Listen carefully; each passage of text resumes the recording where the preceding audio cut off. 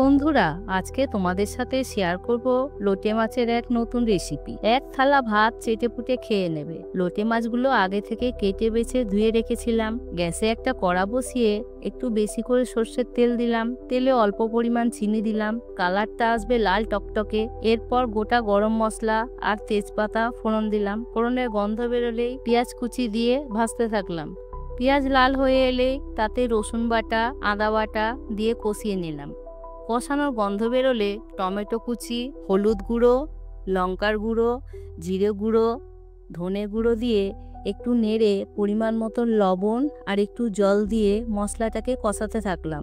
মশলা থেকে তেল ছেড়ে এলে তাতে লোটে মাছগুলো দিয়ে একটু নেড়ে ছেড়ে অল্প পরিমাণ জল দিয়ে নেড়ে ঢাকনা দিয়ে 5 মিনিট ফুটতে দিলাম। 5 মিনিট পর ঢাকনা খুলে আবারও একটু নেড়ে ঢাকনা দিয়ে আরও 5 মিনিট ফুটতে দিলাম। এরপর ঝোলটা একটু ঘন হয়ে এলে ওপর থেকে কুচানো ধনেপাতা ছড়িয়ে দিলাম।